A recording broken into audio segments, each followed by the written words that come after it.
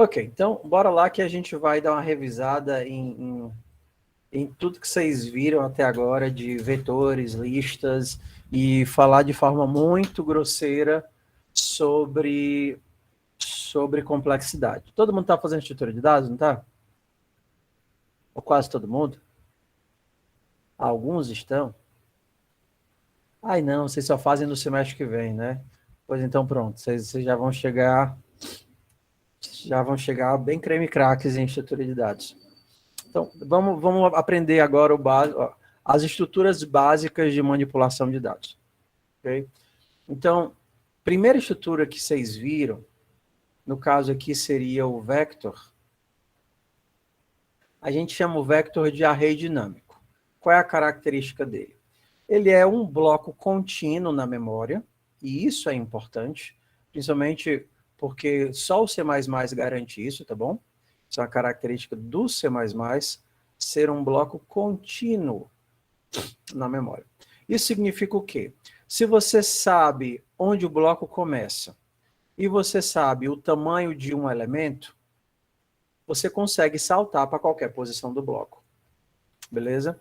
Então, aí agora a gente vai para a nossa primeira medida de complexidade. Adicionar um elemento no final do bloco, por exemplo, adicionei um elemento aqui, adicionei outro elemento aqui, adicionei outro elemento aqui, outro elemento aqui, outro elemento aqui, a gente chama de uma ação em tempo constante. Tá? A complexidade é constante. Ou seja, é uma operação que você pode imaginar que é uma operação simples. Eu vou fazer, entenda, com 4 operações de processador, 10 operações de processador, 12 operações de processador, mas não é uma operação que depende do tamanho do meu vetor. Mesmo que o meu vetor tenha 1 milhão de elementos, adicionar um elemento no final do vetor, ela é uma operação que se faz em tempo constante, em média, né? Então, é isso que o teu vetor faz. Como ele é contínuo na memória, você consegue pular para a posição 500, eu sei onde é o começo, eu sei quanto vale 1, eu pulo para cá, estou na posição 500. Eu consigo adicionar um elemento no final, em tempo constante, eu consigo acessar um elemento em tempo constante, eu consigo remover um elemento do final em tempo constante. Beleza.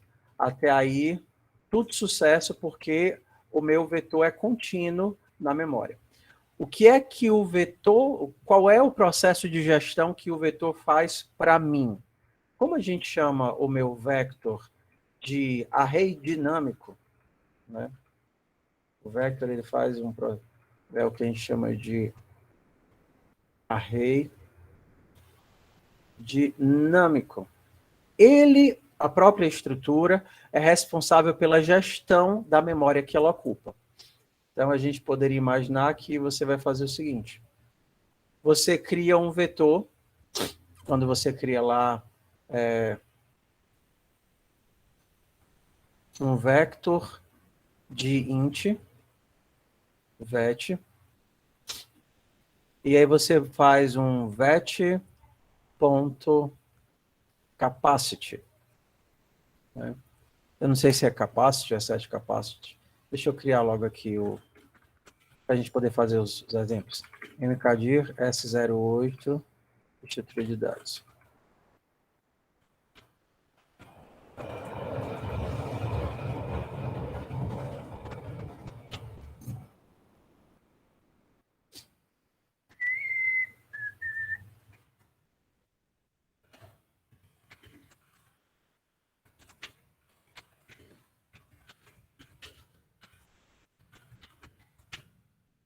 Então, um vetor de inteiros vet, e você pode dar um vet.reserve. Pronto, é o reserve, eu estava tentando caçar o nome. Então, quando você dá um reserve, você pede endereço de memória, não é capacity, capacidade é o quanto cabe. Reserve é a ação. Ó, reserve 10. Você está dizendo o quê? Olha, eu quero que você aloque memória suficiente para guardar 10 elementos. Então, ele vai pedir um bloco de memória capaz de guardar 10 elementos. Aí você insere o primeiro, pushback, pushback, pushback, pushback, pushback, tem os 5 elementos. O meu size é 5 e a minha capacidade é 10. Aí eu dou mais um pushback, pushback, pushback, pushback, pushback. Agora eu tenho que o meu size é 10 e a minha capacidade continua sendo 10. Se eu der mais um pushback, ele não caberia no vetor. Então, o que é que a estrutura de dados faz para mim? Ele, assim, né? Ele puxa um novo bloco de memória, normalmente com o dobro de capacidade, e agora ele dobra a capacidade. Capacidade agora é 20 e eu vou ter 11 elementos. E aí ele vai fazendo isso. Toda vez que eu inserir elementos a ponto de não caber mais, ele vai fazer uma operação de realocação de todo o bloco de memória para um espaço de memória que consiga caber mais. Se, por exemplo, ele pede, e aí, por exemplo, ele já tem o bloco de memória contínuo disponível, aí ele não precisa recopiar todos os elementos. Ah, lotou aqui, já inseri 20 elementos. Aí ele vai tentar. Os próximos 20 estão contínuos, estão livres? Aí o compilador vai dizer, beleza, a partir dessa posição, os outros 20 estão livres, pode pegar. E aí ele vai, beleza, expande. Se por acaso os próximos 20 não estivessem livres, aí ele faria o quê? Ele diria, pois então me dá outro bloco de memória onde caibam 40. Aí ele vai pegar outro bloco de memória onde caibam 40, copia todos os elementos para o novo bloco de memória. Agora você tem um vetor que cabe em 40, mas tem, sei lá, 21. Tá? Então, beleza. Mesmo com essa operação de dobrar de tamanho, quando ele estoura, essa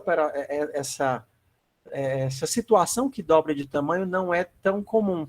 Então, você pode pensar assim que o teu pushback, né, a tua inserção no final, é uma operação em tempo constante. Ok? Beleza. O próprio popback também é constante. Acessar um elemento qualquer, o nosso acesso aleatório, também é constante. Ou seja, tudo isso é moleza, é tranquilo de fazer com vetor. Agora a gente vem para as coisas que não dá para fazer com vetor. Vamos lá.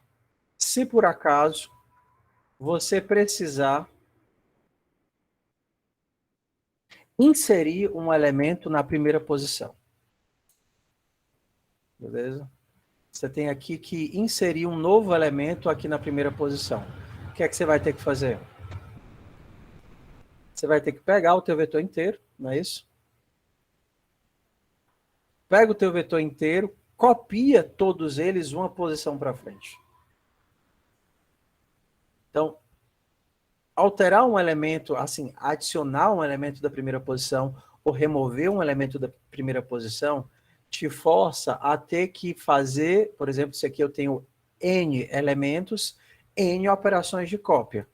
Esse daqui vai ter que ser copiado de uma posição para frente, depois esse daqui vai ser copiado para cá, depois esse daqui vai ser copiado para cá, depois esse daqui vai ser copiado para cá, depois esse daqui vai ser copiado para cá, depois esse daqui vai ser copiado para cá, até eu conseguir deslocar todo o meu bloco de memória em uma posição à frente, para eu ter um espacinho vago e colocar o meu novo elemento. Então, inserir ou remover um elemento do começo, generalizando um elemento que não seja do final, ele envolve mexer na ordem por volta de N elementos.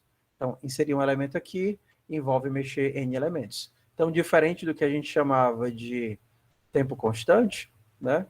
A gente teria o que a gente chama de O de N. É uma operação que vai demorar proporcional ao tamanho do meu bloco de memória. Então, se meu bloco de memória tem 10 mega, ele vai demorar um tempo. Se ele tem 100 mega, ele vai demorar 10 vezes mais tempo. Eu estou passando de 10 mega para 100 mega. Como é proporcional ao tamanho do bloco, eu aumentei o tamanho do bloco em 10, o meu tempo vai aumentar em 10. Todo mundo feliz, satisfeito? Sigamos em frente.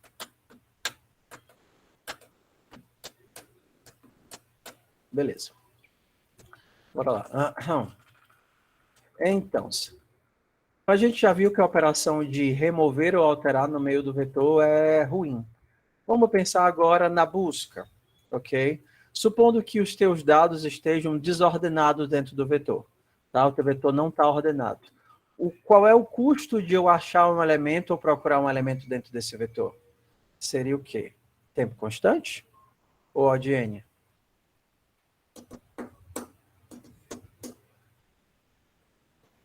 As informações estão todas bagunçadas, você quer saber se tem um determinado valor dentro do vetor. Exato. Você pergunta assim, ei, tem o 50 aqui? Rapaz, eu sei não, deixa eu olhar. Você é o 50? Não. E você? Não. E você? Não. E você? Não. E você? Não. Talvez eu ache, talvez eu não ache.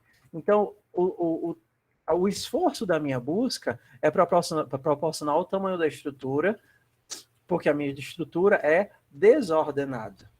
Ok? Então, numa estrutura desordenada, eu teria um ODN.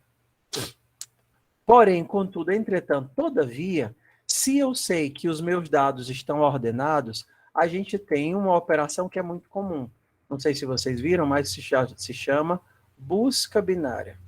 Vocês já ouviram falar desse negócio? Pronto. Então, como é que funciona a brincadeira da busca binária? Funciona assim, ó. Exato. Você pensa, eu te pergunto, ei, esse vetor, ele está todo ordenado. Vê para mim se nele tem o número 52.000, 5.203. Aí você, beleza. Vou fazer o seguinte, eu vou olhar bem no meio. Faz de conta que o vetor está todo preenchido, tá certo? Está preenchido até aqui.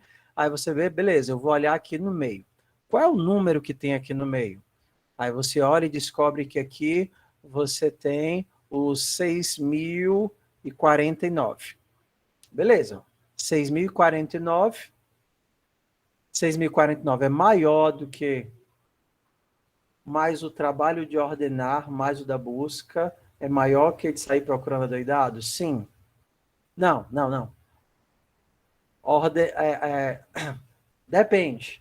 Se você for fazer uma única busca na sua vida, é melhor você sair buscando. Porém, contudo, entretanto, todavia, essa não é a realidade. A realidade é que você mantém o pacote de dados e que você faz constantes buscas no pacote. Assim, normalmente é muito mais comum, dependendo do que você está guardando, você fazer buscas do que inserções e deleções. Aí depende do teu problema. A gente vai ver essa questão da busca, ordenação, melhor caso, conforme a gente for ver nas outras estruturas, tá certo? Mas é sempre, se você tem a opção de manter os dados ordenados e você faz, faz muito mais buscas do que inserções e remoções, a manter ordenado é muito melhor. A gente vai ver agora os custos disso mais ou menos, tá? Vamos só entender o algoritmo para quem nunca viu. Beleza, 5.203. Se eu sei que esse negócio está ordenado, na hora que eu olhei no meio, eu já desprezei metade do problema. Aí eu vou fazer o que agora? Vou olhar no meio de novo. Qual é o número que está bem aqui? Aí aqui você descobre que tem os 5.600. Beleza. Desprezei metade do problema de novo. Aí você olha aqui. Qual é o valor que está bem aqui no meio? Aqui no meio tem o 4.000. Aí você já corta metade do problema de novo. Aí você olha aqui no meio. Aqui no meio tem quem? Tem o 5.100. Aí você já corta metade do problema de novo. E aí você vai cortando metade, de metade, de metade, de metade, de metade, até conseguir chegar na solução. Ok? Então, a gente poderia imaginar que cada vez, mesmo que você seja muito, entenda assim, você é a pessoa mais azarada do mundo. Então, você nunca vai conseguir acertar na lata na hora que corta na metade. Mesmo assim, se você for cortando sempre na metade, isso daqui é uma operação que a gente chama de logaritmo. Ou seja, vamos imaginar aqui, supondo que o teu vetor tem 1.024 elementos, que é fácil de fazer a conta, tá? Primeira vez que você corta na metade, você vai ter 512. E depois, 256. E depois, cadê? 128. E depois, 56. E depois, 20. Não, errei a conta? 56. Não, 62, errei a conta. 62, 2, 4, 6, 8, 64. 64, 32, 16, 8, 4, 2 e 1. É porque eu só sei indo. 1, 2, 4, 8. Eu só sei subindo. Dividindo eu não sei fazer. É que nem o cara diz assim: tu sabe todos o alfabeto decorado? Eu digo, sei. Pois de trás para frente. Ah, assim é avacalhação, né? Eu só sei indo. Alguém mais tem essa característica que só sabe o alfabeto indo? Eu não sei o alfabeto voltando. O alfabeto. Porque a Xuxa só fez a música do alfabeto indo, então eu devia ter uma música do alfabeto voltando também. Então... A, B, C, D, E, F, G. Devia ter o contrário. Z. Não, dá não. Então, bora lá. Se você for muito azarado e sempre acertar na última apenas, ok? Você teve que dar 10 passos para poder chegar no resultado. 10 passos para chegar no resultado. Porque 1024 é 2 elevado a décima. 1024 é 2 elevado a décima. Log de 1024 é igual a 10. Então, essa operação a gente chama de uma operação logarítmica. Então, a gente diz que esse algoritmo de busca, o algoritmo de busca binária, é um algoritmo que é log de n. Agora, a gente tem três tipos de complexidade. Tempo constante, tempo constante, O de n, que é proporcional ao tamanho do bloco, e log de n, que é proporcional ao logaritmo do bloco. Ou seja, quantas vezes você divide aquele negócio por 2? Todo mundo feliz? Satisfeito? Então, bora lá.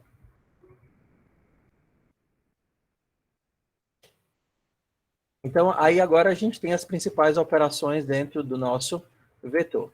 A gente tem o pushback, o popback e o acesso em tempo constante. A gente tem operações de inserção e remoção no meio da estrutura em O de N. A gente tem, se a nossa estrutura estiver ordenada, a nossa busca em log de N. E a gente tem a operação de ordenação. E a operação de ordenação, você vai ter vários algoritmos de ordenação, alguns mais estáveis, outros menos estáveis, mas, por exemplo, o quicksort, qual é a complexidade do quicksort? Deixa eu ver, não lembro decorado não.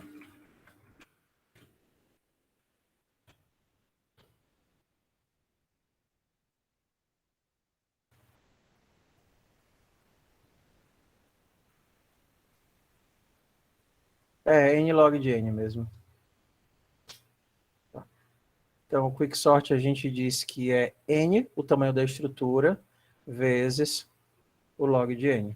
Então, por exemplo, na estrutura de 1020, tamanho 1024, você teria 1024 vezes 10. N vezes n log de n. Ok. Então, para os problemas do vetor, principalmente relacionados à alteração de dados no meio, a gente tem uma solução, que é a solução da lista. Na lista ligada, que é o que vocês chamam de linked list, né, que a gente entende como essa estrutura bem aqui,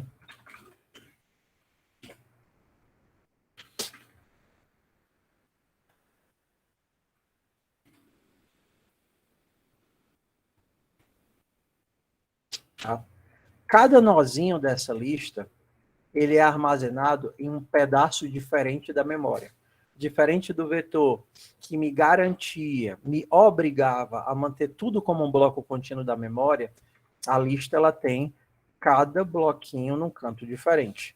Então, normalmente você tem um ponteiro de onde a lista começa e você tem o primeiro elemento, sei lá, que é o 1. O 1 sabe onde fica o segundo elemento, o 2.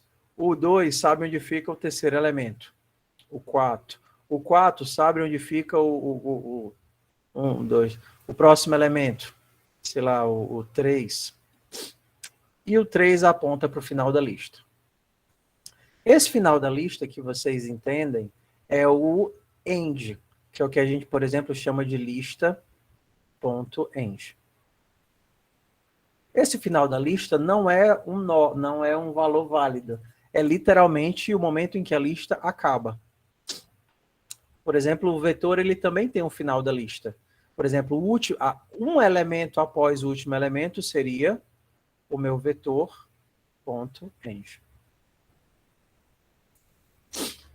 Então, quando você está no vetor, você consegue pegar uma posição ou o iterador para o primeiro elemento e mandar ele pular uma determinada quantidade. Por exemplo, você consegue fazer isso aqui com vetor.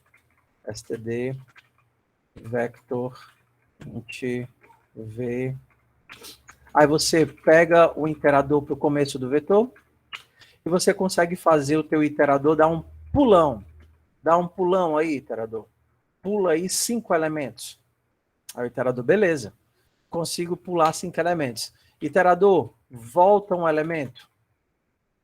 Aí ele volta um elemento. Pulou 4 elementos. Por que eu consigo fazer isso? Porque o iterador do vetor, e no caso do array também, ele permite saltos porque o espaço de memória é contínuo.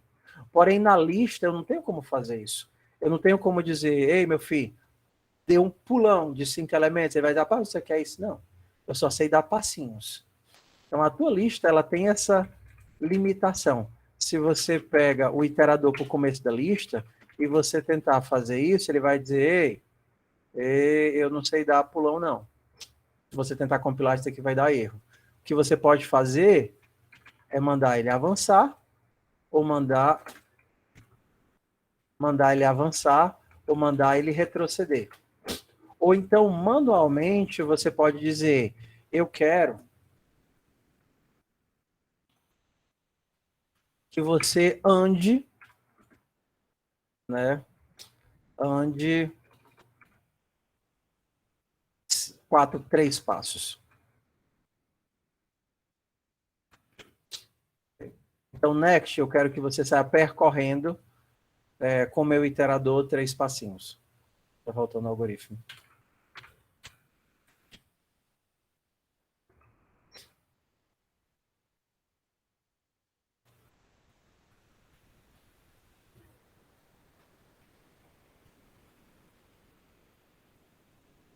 Espera aí que eu estou errando alguma coisa aqui. O que eu estou errando aqui?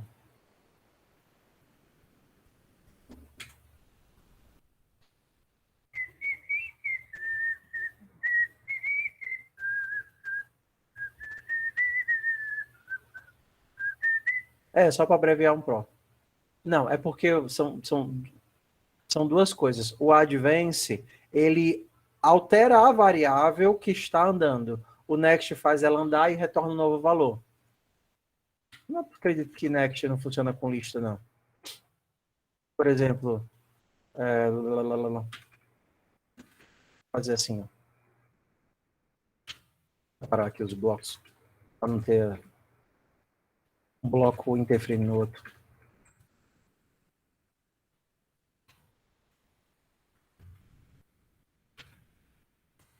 Por exemplo, comecei no começo, no 1, mandei andar mais 2, ele foi para o 2 e foi para o 3. E aí, se eu mandar imprimir, eu para imprimir o 3. Beleza, a mesma coisa aqui na lista. Se eu começar no comecinho da lista, fizer isso daqui também 2 vezes e mandar imprimir, ele vai imprimir o 3.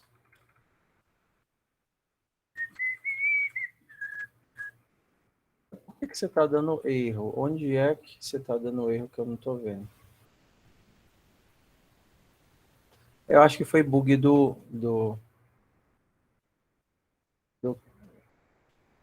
dele, porque eu já apaguei tudo e ele fica bugando. Não, é bug do VS Code mesmo. Ó, tá vendo? É bug do VS Code. Às vezes a gente apaga... Ah, agora ele resolveu atualizar. VS Code, traíra do meu ódio.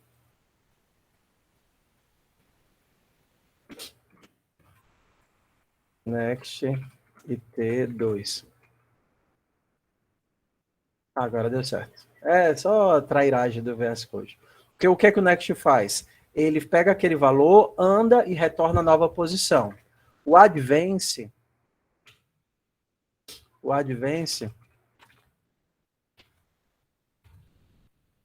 ele faz a própria variável andar. Advance IT2. Aqui seriam equivalentes, né? Porque aqui eu estou pegando e alterando e retornando, substituindo. Então, isso aqui ele só faria o iterador andar 1 ou 2 ou 3. Eu não tenho essa operação de pular, de saltar. O Next e o Advance também funcionam aqui, né? Só que eles fariam um salto. Aqui é que eu tenho que fazer manualmente. Tá? Então, vamos pensar aqui na realidade da lista. O que é que a lista me ajuda e o que é que ela consegue fazer melhor, o que é que ela consegue fazer pior do que o vetor. Então, inserir do final e remover do final é trivial, tempo constante, mesma coisa. Inserir no começo e remover do começo também é tempo constante. Se eu quero inserir um novo elemento aqui, simplesmente eu crio o elemento e eu conserto as referências. O começo agora vai apontar para cá e depois do 5 eu venho para cá. Então, se eu quiser remover um elemento também, quero remover um. Removi o 1 e agora o 5 vai apontar para o 2. Okay? Então, beleza. Inserção e remoção do começo ou inserção e remoção do meio voltam, agora são tempo constante. Resolvi um problema que eu tinha no meu vector. Porém, contudo, entretanto, todavia, eu não tenho mais acesso aleatório. Acesso aleatório que antes me permitia acessar o elemento em tempo constante, eu quero acessar o elemento 500. Agora eu não tenho mais. Agora o meu acesso é ODN. Se eu quero acessar o elemento 999, eu vou precisar andar 999 passos. Resolver um problema, criei outro. Exatamente. Você cria uma estrutura de dados para resolver um problema. Você não vai ter uma estrutura de dados que resolve todos os problemas. Beleza. Então quer dizer que a minha lista, ela só serve... a minha lista só serve para isso? Sim. Se eu simplesmente tivesse que criar dados, fosse só fazer pushback e popback, e eu não precisasse alterar o miolo da lista, como eu sempre vou fazer o percorrimento dela inteiro, completo, tanto faz eu estar trabalhando com vetor ou com lista, já que a lista eu vou de um por um e o vetor eu também vou de um por um, tanto faz um como o outro, ou será que tem algum que seja melhor ou mais rápido? O que é que vocês acham aí?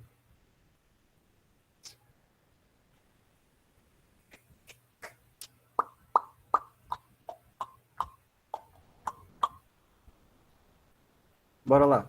Faz de conta que você não precisa de inserções e remoções no meio e nem precisa de acesso aleatório. Você vai fazer apenas operações que estão disponíveis nas duas estruturas. Tem vantagem usar um ou outro.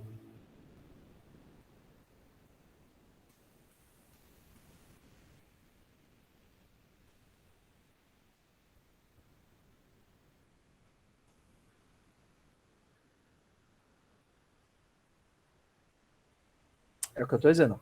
Você vai usar apenas as estruturas que estão disponíveis nas duas. O código vai ficar praticamente o mesmo. Você só vai fazer pushback, popback e percorrimento linear, o percorrimento contínuo. Vai ter diferença? Vai. A diferença não é lógica, a diferença está relacionada a como o computador funciona.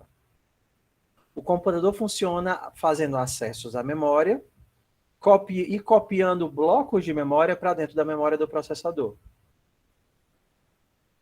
Ok? Então, pela forma como o computador funciona, o vetor ele é melhor, porque ele permite copiar logo um bloco de memória contínua para dentro do computador, ao invés de fazer múltiplas requisições de acesso. Outra coisa que o nível de... Outra coisa, o nível de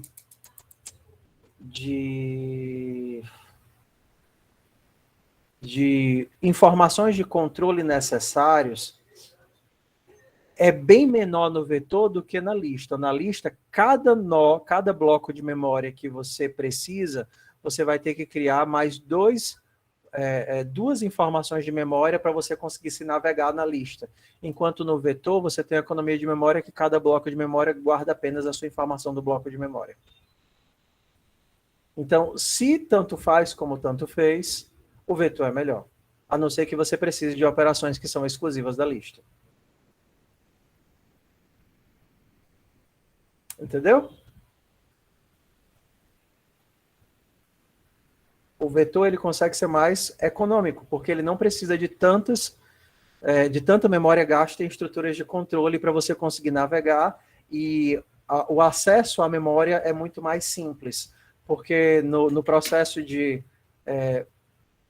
codificar a informação, você fica o tempo todo mandando informação entre os tipos de memória do teu computador. Da memória RAM, você copia blocos de memória para a memória do processador, e o processador vai conseguir trabalhar muito melhor se você estiver trabalhando com o vector. Ok? Vamos aqui. Nas outras linguagens, não existe essa distinção que a gente está fazendo aqui dessa forma. Porque como as outras linguagens já supõem que os seus programadores são... Meu Deus, eu queria usar uma palavra boa, mas eu não consigo. São inabilitados em estrutura de dados. As outras linguagens fazem estruturas de dados híbridas, que seriam uma mistura de lista e vetor. Então, se você está lá no Java e usa um linked list, beleza, um linked list é realmente uma lista ligada. Porém, contudo, entretanto, todavia, no Java, o próprio linked list eu consigo utilizar operador de acesso aleatório. Então, a pessoa poderia, usar inclusive uma linked list fazendo acesso aleatório, sem sequer saber que estava usando uma linked list. Outra coisa, o array list, que seria o vector do Java,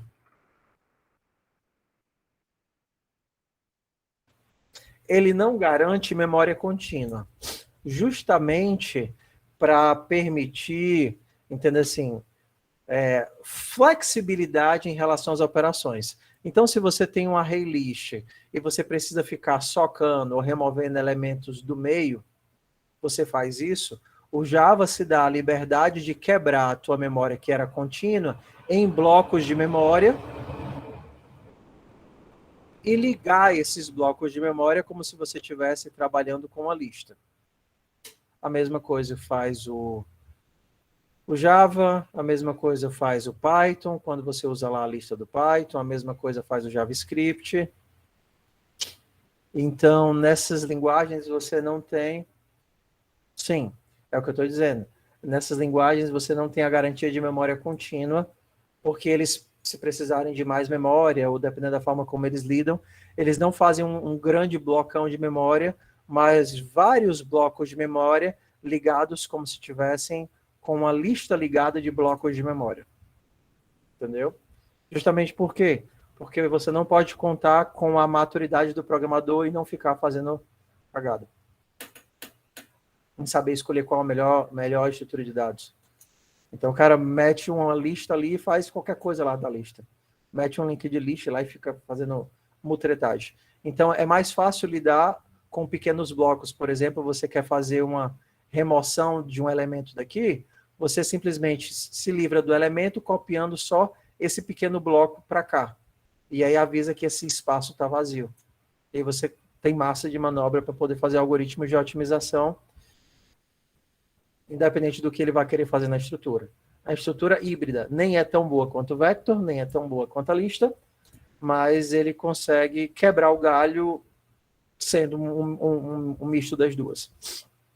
Entendeu? Por isso que no Python e no JavaScript você não vai achar uma lista ligada, como lista ligada e um vetor, porque normalmente as listas deles são estruturas híbridas.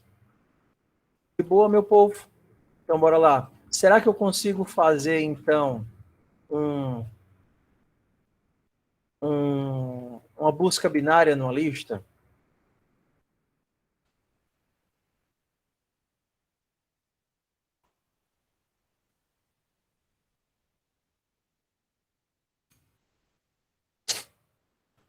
Não consegue. Porque, por exemplo, faz de conta que você tem uma lista, tá certo? Primeiro, porque você, como é que acessa o elemento do meio? Você não tem como acessar o elemento do meio. Eu teria que começar do começo e sair andando até chegar no meio. Você saiu andando, sai andando e olhando todos os elementos aqui do meio. Não faz sentido.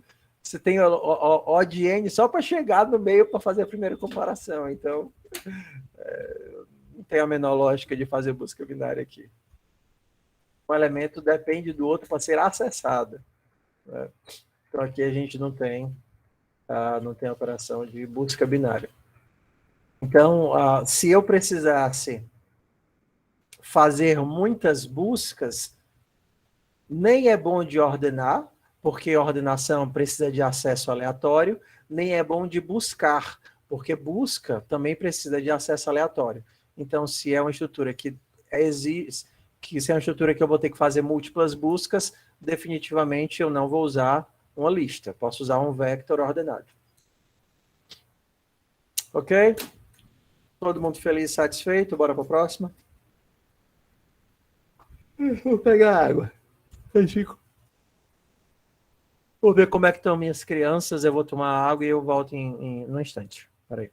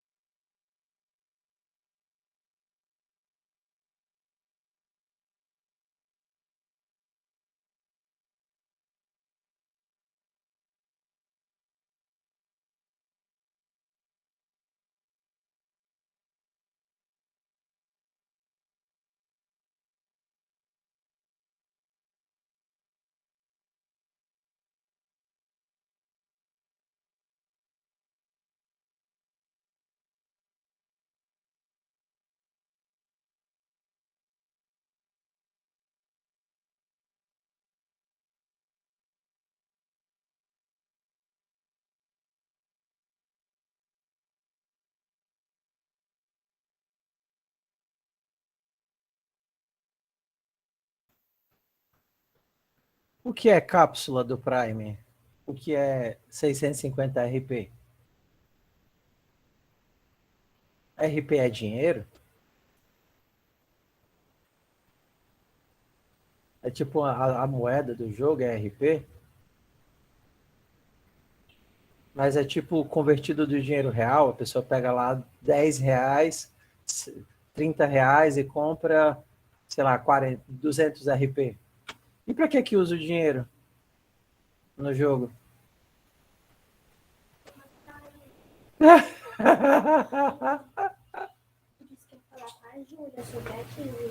Peça para ela ajeitar o quarto. Vai ajeitar o quarto, Juju? Sozinha? Não, vai ajudar ela. Não quero. Ajeitar o quarto sem amor.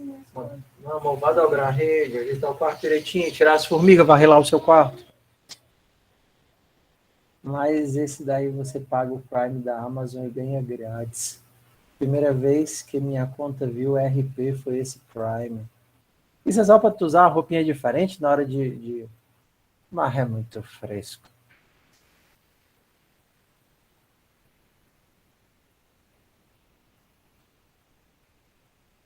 Fofoca aqui na meta.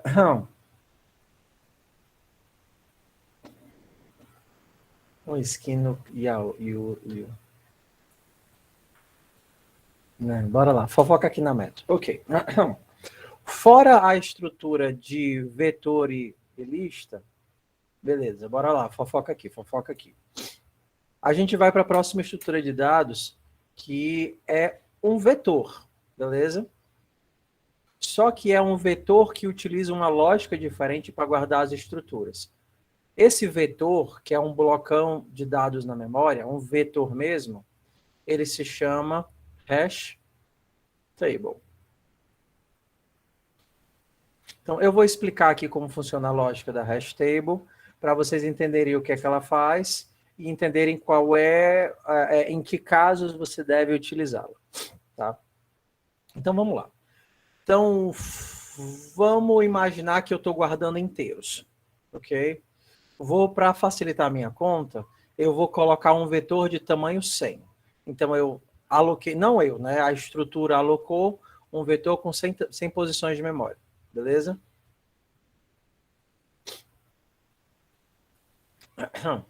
E aí você tem que imaginar esse vetor como se fosse uma sacola mágica, onde você coloca números dentro dele. Por exemplo, você tem a sua sacola mágica chamada hash table, e você consegue colocar um número dentro da tua hash table. Coloca o 87. Para saber se o 87 está dentro da tua hash table, seria muito fácil, você não teria que procurar. Bastaria você olhar para a sua hash table, enfiar a mão e perguntar: o 87 está aí? E ela diria: sim, está aqui. Beleza.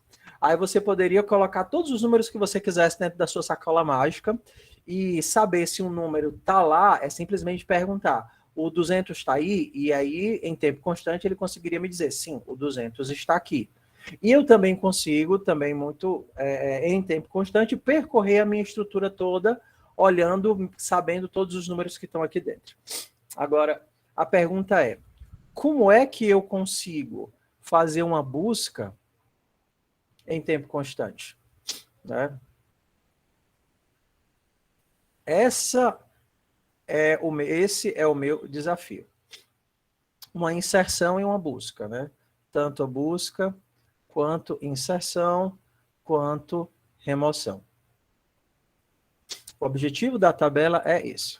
Então, para a gente imaginar como é que ele faz isso, eu vou colocar aqui um cenário simplificado. Então, se você quer inserir, por exemplo, o elemento 1807, ok? Então, a conta que a gente vai fazer, que a gente chama de hash, o hash é um cálculo, é uma função, ele vai pegar esse número, se eu estiver pensando em inteiros, e vai fazer módulo o tamanho da tabela. Então, quanto seria 1807 módulo 100, que é o tamanho da tabela? Qual é o resto da divisão de 1807 por 100? Vocês são bons de matemática. Professor lá da quinta série. Ó, você tem 1807 bombons. Você está dividindo para 100 coleguinhas. Aí você diz: tia, eu dei 18 bombons para cada coleguinha e sobraram nenhum. Por que não sobrou nenhum, meu filho? Porque eu comi os 7 que sobrou. É o bom. Então, isso daqui é essa operação é uma operação que a gente poderia simplificar como operação de hash. Quando vocês estiverem lá na disciplina de segurança, vocês vão entender melhor o que é uma função hash, unidirecional, resistente a conflito, mas para a gente importa entender como é que ele vai guardar os dados. Então, beleza. Calculei 1807, me deu 7. Então, eu vou pegar esse número e colocar aqui na minha posição 7 do vetor. 1, 2, 3, 4, 5, 6, 7. 0, 0, 1, 2, 3, 4, 5, 6, 7. Então, aqui eu vou colocar o 1000 1.807. Então, aí você insere vários elementos no teu vetor, bababá, bababá, e em um determinado momento você chega para o seu saco mágico e pergunta, saco mágico, você tem o elemento 1807? O que é que ele vai fazer? Ele vai fazer a conta, beleza, 1807, módulo 100, posição 7. Aí ele vai olhar lá, na posição 7, tem o 1807? Sim, ótimo. Então ele diz, beleza, sim, eu tenho 1807. Ah, professor, mas se por acaso você tiver outro número que vai cair no mesmo lugar, aí a gente tem que trabalhar com o que a gente chama de tratamento de colisão. Então vamos imaginar aqui, você quer inserir agora o 207. 207, módulo 100, vai dar 7. Aí você tenta inserir. No 7 já tem alguém? Tem. Bora para a próxima posição. No 8 tem alguém? Não. Então eu vou inserir quem aqui? O 207. Aí você tenta inserir o 507. Aí você tenta inserir 507, vai para cá, já tem alguém? Sim. Já tem alguém? Sim. Já tem alguém? Não. 507. Então, se vocês já sacaram o jogo, você quer procurar se existe o 907. Qual é a lógica que ele vai fazer? 907 está na tua hash table?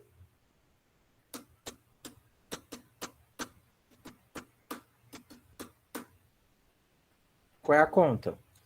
Ele, beleza, 907, está na posição 7. Não, na posição, exato, pega o resto da divisão por 7, não, por 100, que é o tamanho. Eu sempre pego o resto da divisão por 100. Porque ele tem 100 posições.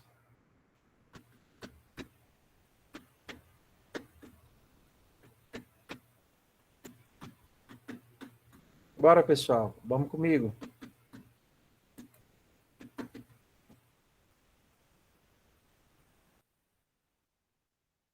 Se eu tentar inserir o 908, para onde é que o 908 tem que ir?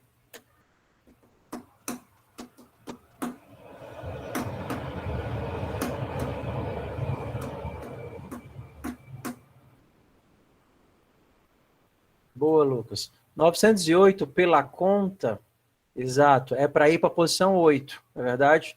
Só que na posição 8 tem o 207. Aí ele começa a procurar uma posição vaga na sequência. Beleza, essa daqui está ocupada, essa daqui está ocupada, então vou botar aqui, ó, 908. Então, se eu quiser procurar um elemento, é fácil entender qual seria o algoritmo, né? Por exemplo, eu quero saber se eu tenho o 1309. Qual seria a conta? 1309 é para ir para a posição 9. Aí ele vai na posição 9, 1309 está aqui? Não, mas ele pode estar na frente, né? Porque pode ter tido uma colisão. 1309 está aqui? Não, mas ele pode estar na frente, porque teve uma colisão. 1309 está aqui? Opa, cheguei numa posição vazia. Se eu cheguei numa posição vazia, então eu tenho certeza que o 1309 não está na minha tabela. Porque senão ele estaria na posição 9 ou então em alguma das posições sequenciais da posição 9. Exato, é isso mesmo, Victor.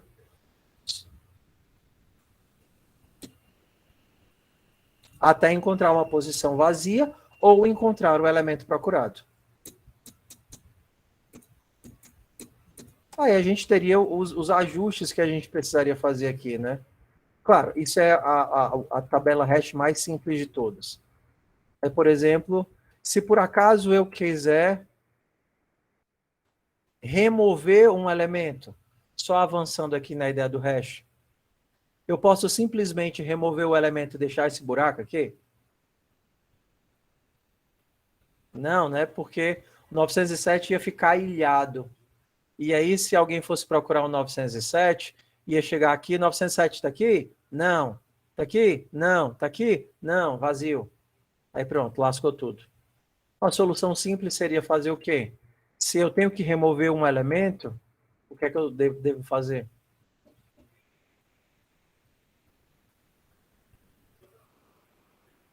eu devo... puxar não é bem adequado, porque talvez tenha um elemento que já está no canto que ele deveria estar.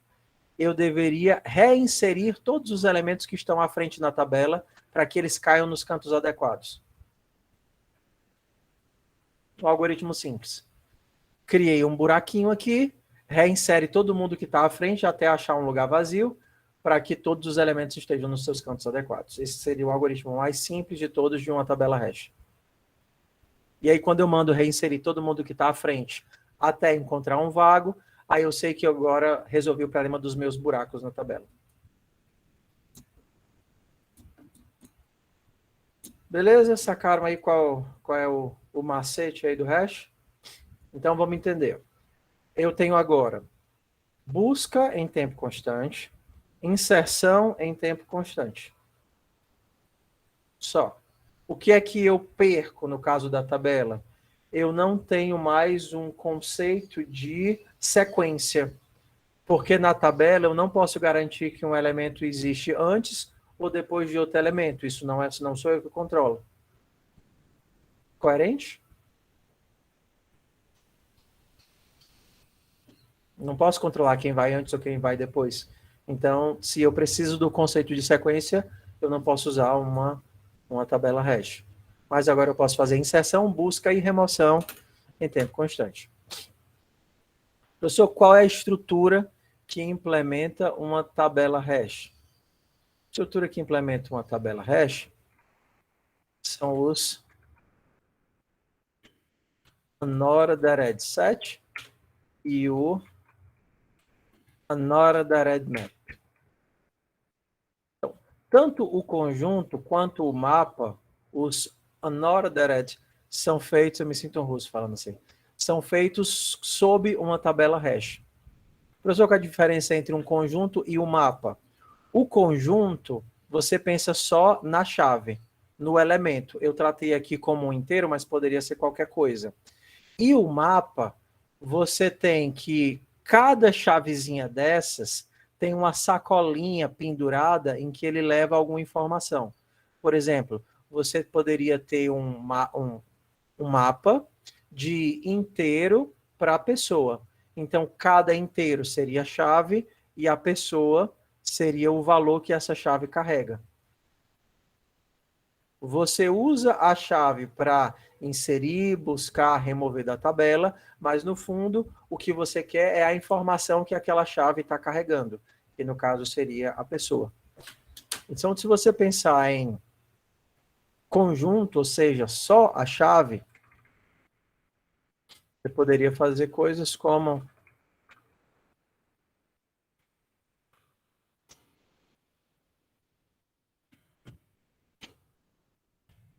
criei aqui o meu conjunto, tá certo? E aí agora eu posso fazer as minhas operações de inserção.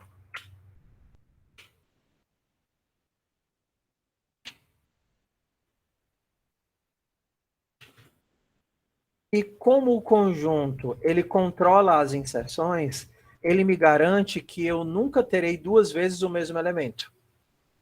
Ok? Então você não consegue inserir dois elementos número 2. Porque na hora que ele tenta inserir o 2 pela segunda vez, ele vai encontrar aquele elemento que está lá na tabela e ele não vai deixar eu inserir aquele elemento na tabela. Então mandei inserir o 1, o 5, o 3, o 5 e o 5. Então o que é que ele vai fazer? Ele vai, se eu mandar mostrar, para cada inteiro da minha tabela, mostre o meu inteiro.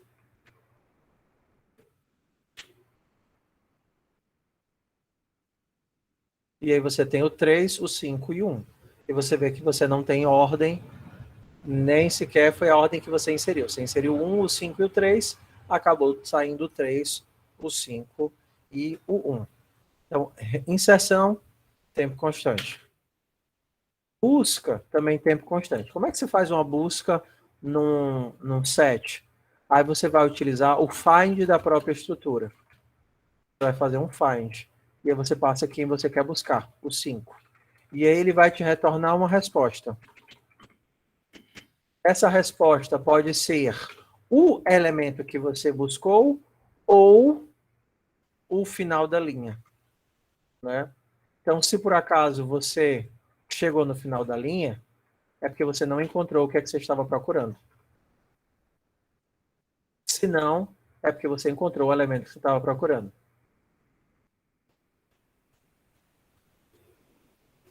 Aí o find é a mesma coisa dos outros finds, né?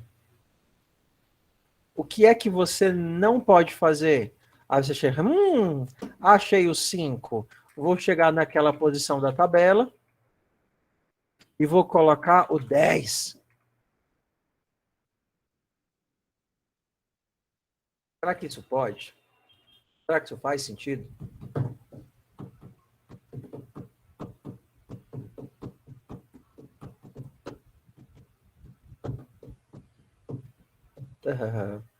Mas ele nem vai te deixar fazer isso. Ele vai dizer que o operador ele é de leitura, né? Ele é read only, porque não faz sentido você descobrir onde o elemento está, chegar bem aqui e escrever o valor que você quiser. Você estaria rompendo a lógica, quebrando a lógica de inserção da própria tabela. Então ele vai dizer, filho de Deus, esse operador que você recebeu aí na busca é um operador de somente leitura. Então você não pode alterar essa chave aí não, filho. Entendeu? Então o que é que você pode fazer? Inserir e remover. E ele garante que não vai ter duplicidade. Fazer a busca. Inserir é trivial. Professor, dá para saber se a inserção deu certo ou não deu certo? Sim. Quando você insere, vou inserir aqui o 9, tudo bem? O 5 e o 9. Você pode fazer, vou até fazer assim, tá?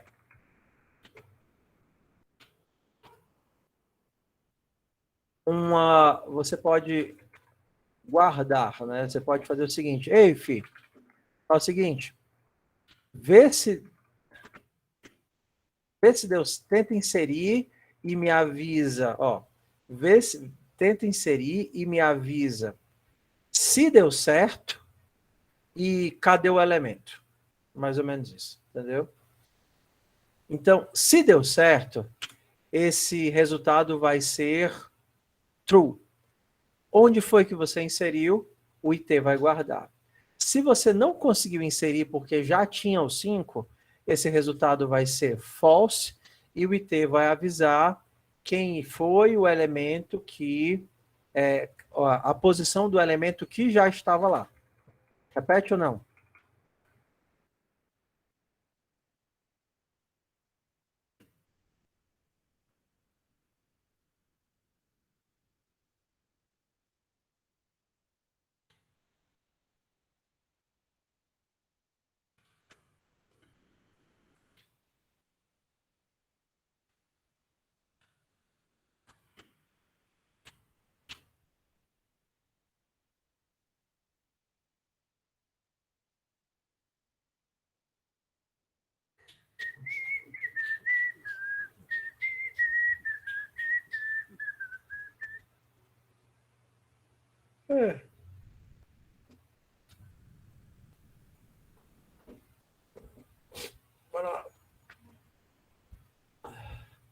Se você quisesse fazer um if.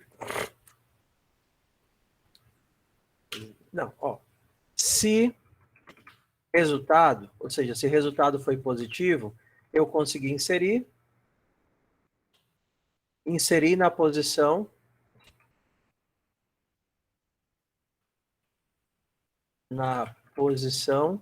IT.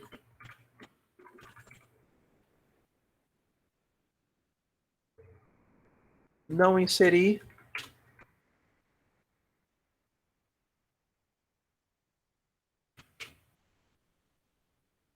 porque já tinha alguém, já tinha esse valor na posição IT. Então, o insert ele te informa se você conseguiu ou não conseguiu e a posição do elemento. Se você conseguiu, você informa a posição do elemento que foi inserido. Se não conseguiu, informa a posição do elemento que estava lá embaçando na inserção.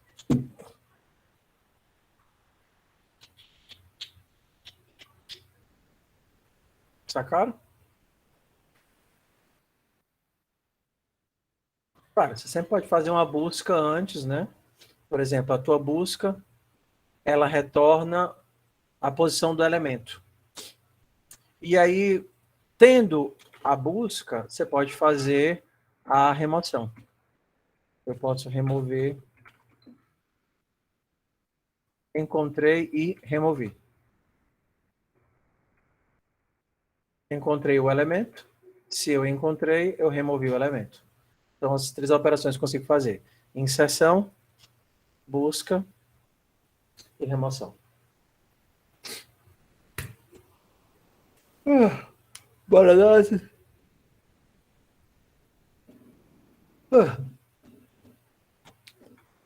Professor, beleza, sucesso, ó. Tá massa, ó.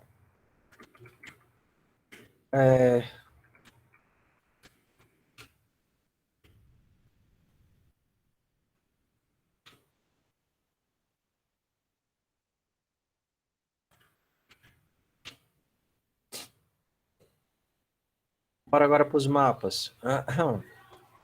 E se você quisesse guardar as idades dos seus coleguinhas? Aí você vai pensar assim, nas idades do seu... O tamanho do sapato do pé dos coleguinhas para você dar de presente de Natal, sapato para todo mundo da Casa Pio. Então você vai fazer o seguinte: como a ordem dos coleguinhas não é importante, eu vou fazer um another map, e aí eu vou guardar o nome do coleguinha, string, e o tamanho do pé do coleguinha para poder comprar um sapato. Int. Amigos. Os meus amigos que vão ganhar sapato no fim de ano. Aí eu vou começar a fazer as operações. A operação com mapa, ela é um pouquinho mais simples do que a operação com conjunto. Mas a lógica é a mesma. A diferença é que você agora tem um operador a mais. Ao invés de você precisar fazer a operação de inserção, daquela forma, ó, amigos, vou fazer uma inserção aqui. Amigos, ponto. Insert, a mesma coisa que você tinha no outro. Vou inserir aqui amigo. Vitor, eu vou comprar uma Havaiana para você. Qual é o número que eu compro? A Havaianazinha da Hello Kitty. 40. Rubens. Comprar a Havaiana do Máscara. 40 também. Hello Kitty, eu nem me toquei. Hello Kitty não, é do Bob Esponja. O meu fantasia da Bob Esponja, do Bob Esponja. Então, Rubens tá com vergonha de dizer, mas o pé dele é 44. Não tem vergonha não, Rubens. Polly Pocket. Franciel vai ganhar a chinelinha também. É o quê, Franciel? Ele vai... O João Marcelo, as piadas à parte, né? Eu morei com o João Marcelo. Vocês não conhecem o professor João Marcelo, não. Mas eu acho que ele calça 46. Vocês não conhecem, não, né? O professor João Marcelo. Sou gigante. 2 metros e alguma coisa. É muito legal ele. Ok, então vamos lá. Isso daqui é a sintaxe de tupla, ok? Que o C++ novo possui. Se não fosse essa sintaxe de tupla, eu teria que fazer um comando make pair.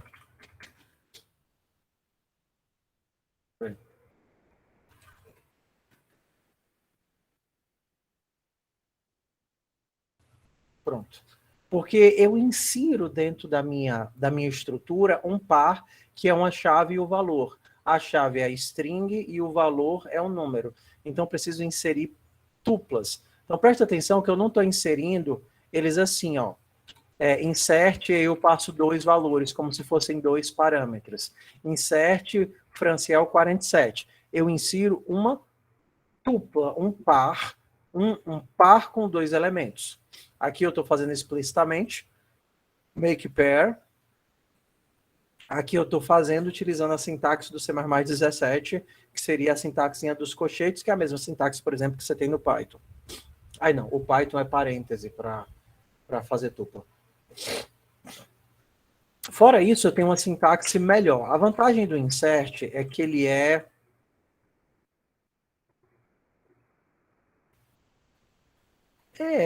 mais ou menos isso. O que eu estou fazendo é utilizando o nome como chave, então nunca vai ter nome dobrado.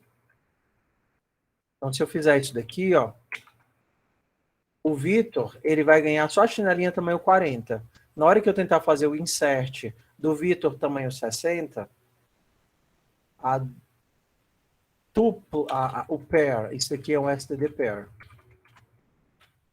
O pair, ele é de 2 itens. Então, eu insiro na minha estrutura pares.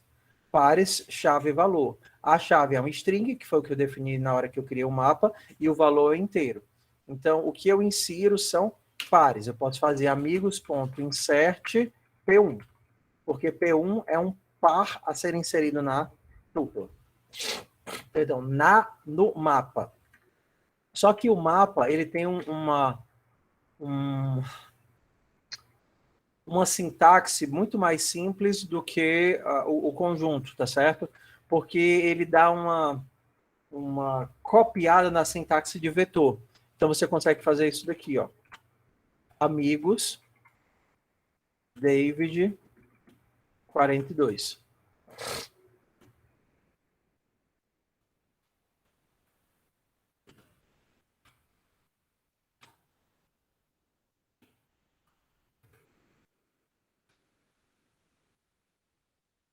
A diferença desse para cá, para esse daqui, isso daqui é a inserção sem sobrecópia. Então, se ele, por exemplo, tentar fazer essa, ele não vai inserir. Entendeu? Ele não vai inserir porque eu já tenho um Victor dentro da estrutura. Só que se eu tentar fazer esse daqui,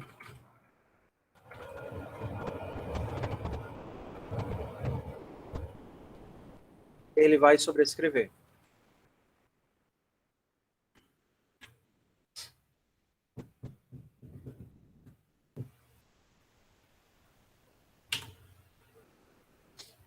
Ok?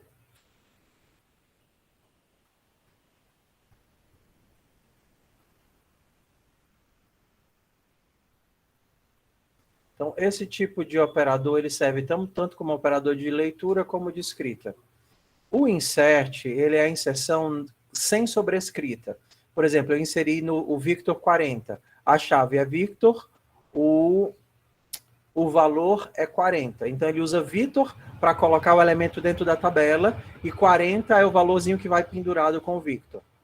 Se eu tentar inserir Victor 60, como a chave já existe, ele não vai fazer a inserção, porque a chave já existe. Não é uma inserção com sobrescrita.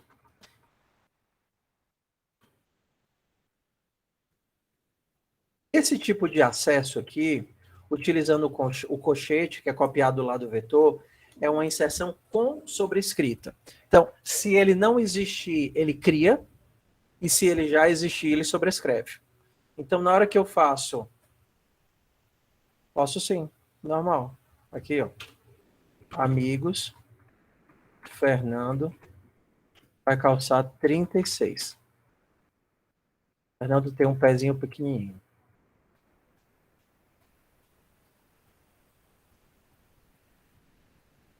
Aquilo do módulo só funciona se for 7. No caso de um string, ele coloca sequencial. Aquilo do módulo é uma função genérica, uma função que eu expliquei para vocês para explicar como funciona a hash. No caso da string, você pode imaginar que ele vai pegar a string e vai fazer uma conta utilizando os caracteres ASCII para chegar no número que vai ser a posição da tabela. Entendeu, Daniel? O que importa é que ele pega a chave, com essa chave ele faz um cálculo e esse cálculo vai jogar para ele para uma posição da tabela. De forma que fazer o cálculo sobre essa chave é tempo constante, é simples. É fácil. Okay? Então, aqui a gente tem inserção. A lógica de inserção vale a mesma coisa que eu mostrei da outra vez. Por exemplo, eu poderia, se quisesse, verificar se a inserção deu certo ou não.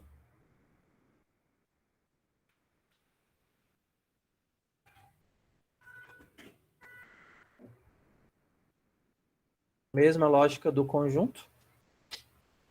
A diferença é que aqui a minha estrutura não é de inteiros, a minha estrutura é de pares. Cada par tem uma string e um inteiro.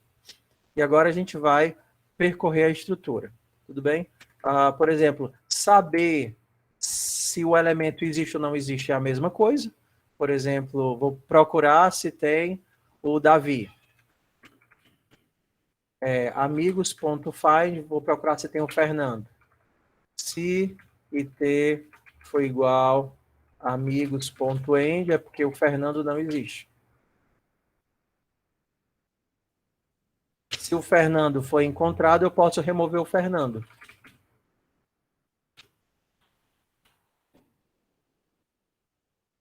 Beleza, né?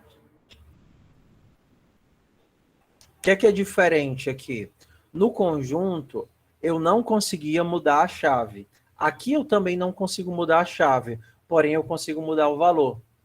Por exemplo, o Fernando disse que ele se sentiu ofendido porque eu botei 36 no sapato e ele quer que eu mude o sapato dele para 34, que o pé dele é menor ainda. Então eu poderia fazer o seguinte: o meu first do iterador, já que eu estou com um par, ele acessa o primeiro elemento e o meu second, o segundo elemento. Eu não vou conseguir alterar o first, porque o first é a chave. Vocês já sacaram que eu não consigo alterar o valor da chave. Mas eu posso alterar o second. Então eu posso dizer o seguinte: it.second recebe 34. Na chave eu consigo alterar. Perdão. No valor eu consigo alterar, na chave não. Deixa eu abrir o portão, estão chamando.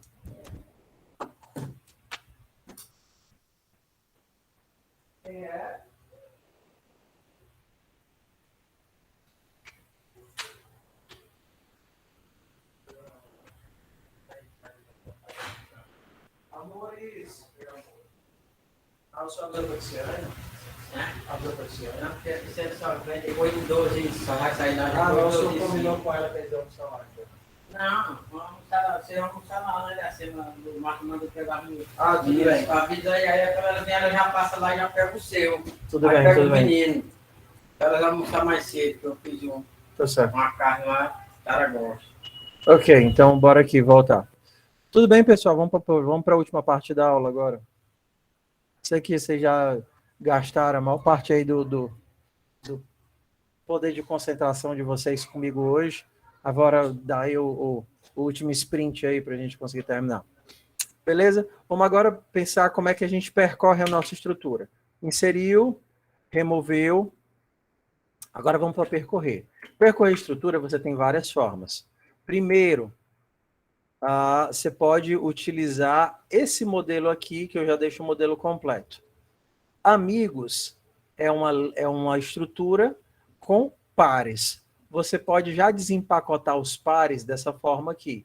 Então, você desempacota o nome e desempacota a idade de amigos, e aí você consegue mostrar nome e idade. Se você não quiser trabalhar assim com pares, você poderia trabalhar assim, ó, para cada par de amigos. E aí você acessaria os elementos utilizando o first e o second. Mas se você ainda não quiser, você pode utilizar a velha estrutura de iteradores, né? Para auto IT começando em amigos. Mesma coisa. Amigos.begin. Amigos.end. IT++. E aí você teria o first seria o primeiro e o second seria o segundo. E aí eu consigo percorrer o meu mapa de todas as formas. Lembrando que aqui o mapa ele não é ordenado, né?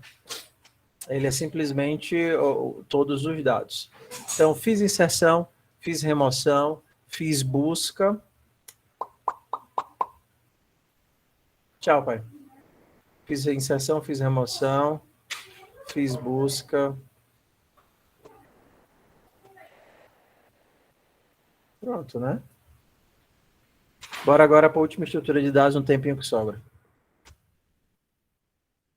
Ok. Então, a gente viu que o mapa, o hash table, é só o pitel.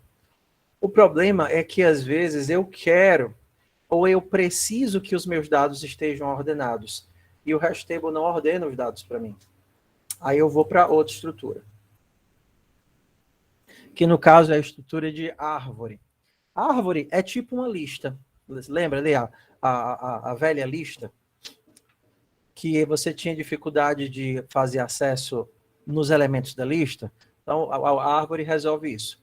Se a gente pensar no árvore de inteiros, a gente imagina que a gente tem um nó, onde a vida começa, e nesse nó você pode colocar um elemento. E a árvore mais simples de todas, seria uma árvore binária de busca, ela funciona assim.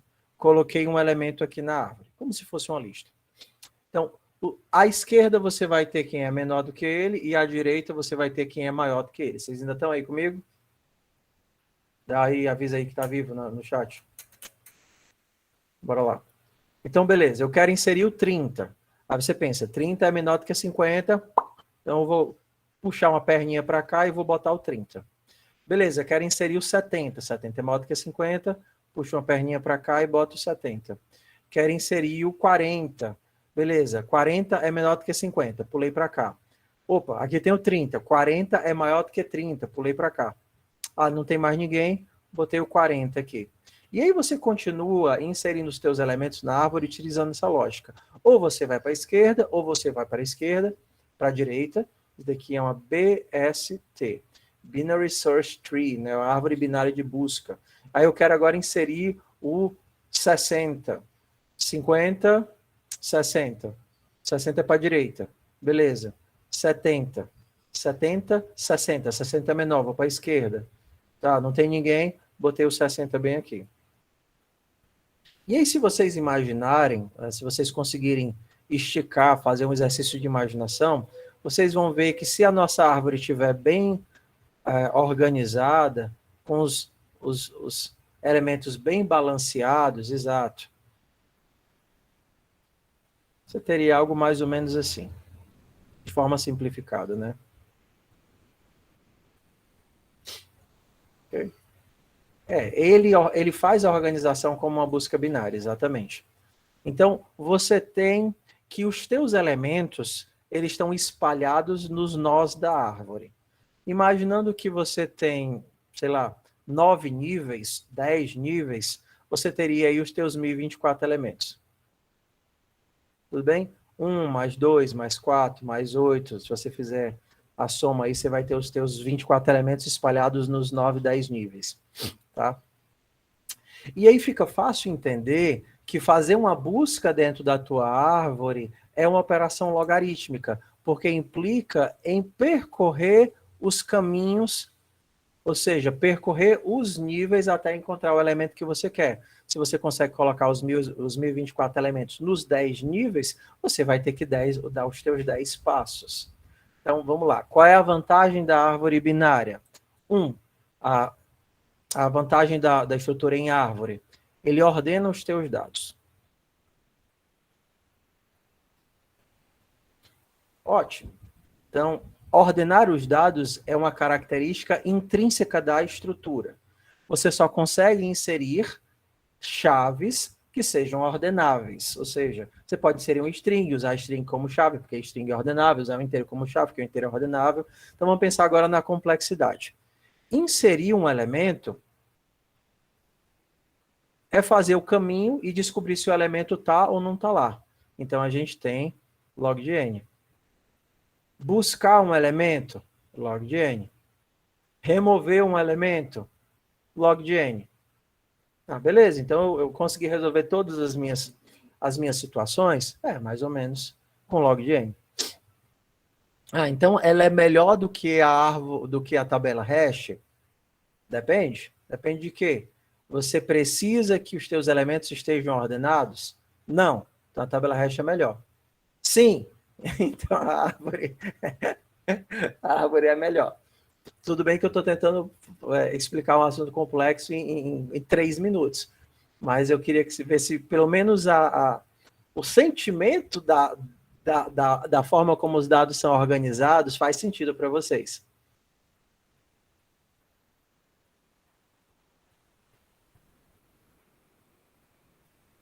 Tudo bem? Então, se eu organizo os meus dados nesse formato, estruturando como uma busca, então beleza, eu consigo inserir, remover e buscar os meus elementos de forma aceitável e mantê-los ordenados. E é, por exemplo, o que vocês utilizariam para fazer o cinema. Lembra que os cinemas a gente usava as cadeiras como chaves? E as cadeiras, elas eram ordenadas? Você não tinha necessariamente todas as cadeiras. Você tinha que a cadeira 5 você tinha uma pessoa, a cadeira 8 você tinha outra pessoa, e por aí vai. A cadeira é a chave e a pessoa é o valor. Então, no teu cinema, você teria algo mais ou menos assim.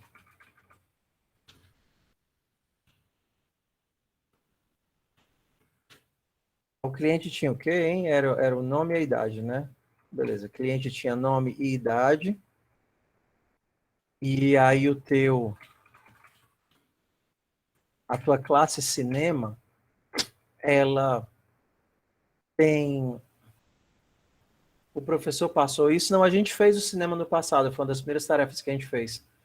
Que a gente utilizava lá, a gente botava a pessoa dentro da cadeira do cinema, e aí depois tinha que pesquisar se ela estava no cinema ou não, e não podia se deixar 2 pessoas sentarem na mesma cadeira. Vocês lembram dessa ou não? Lá no comecinho.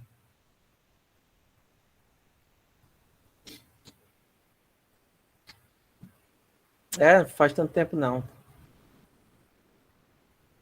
Exato, a disciplina que a gente, o conteúdo que a gente já fez. Eu estou só mostrando que ela ficaria diferente se fosse com um mapa. Então, o cinema, ao invés de usar um vetor, eu poderia usar um map int, a cadeira, que é a chave única, e o cliente. Se você quisesse que o cliente fosse dinâmico, né, passar o cliente de verdade, a gente bota aqui um shared ptr de cliente. Agora, a gente teria que fazer algumas adaptações, né? Porque, por exemplo, pesquisar se o cliente existe ou não existe, eu teria que consultar o mapa. Antes eu só precisava olhar o vetor. Então, dependendo do tamanho, o vetor é mais prático do que um mapa. Só para manter ordenado por número, talvez isso daqui eu possa fazer, mas como o cinema são poucas cadeiras, não vale a pena. Vamos pensar em outra situação que talvez seja melhor. A da agenda. Vocês lembram da agenda que a gente estava falando semana passada? Tinha o contato e tinha a agenda? Ok. Na agenda já era bem melhor, porque a minha classe agenda, eu tinha que fazer várias operações de busca para saber se os contatos existiam ou não existiam, e alteração. Então, por exemplo, eu precisava fazer algo como, eu ia ter contatos, eu ia ter um std map de nome para contato.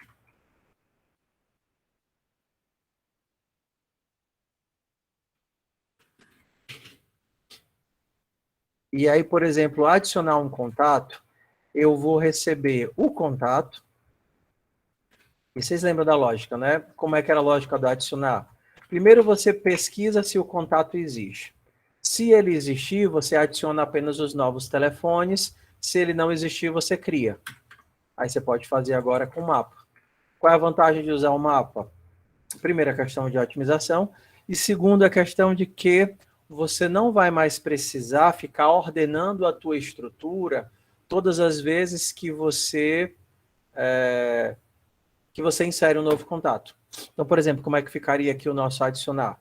Primeira coisa que eu vou precisar saber é se já existe um cara com esse nome. Então, vou perguntar para o meu mapa. Ei, amigo contatos, procura para mim contato.nome. Esse cara já existe? Aí eu vou ter duas possibilidades. Se não existe ninguém com esse nome, então eu vou adicionar esse contato. Beleza? Contatos, só que não é assim que eu estou usando o mapa, né? Contatos na posição contato.nome recebe contato. Beleza. Se ele não existe, eu adiciono. E se ele já existe, eu vou fazer o quê? Pegar o meu contato e mandar adicionar todos os novos telefones.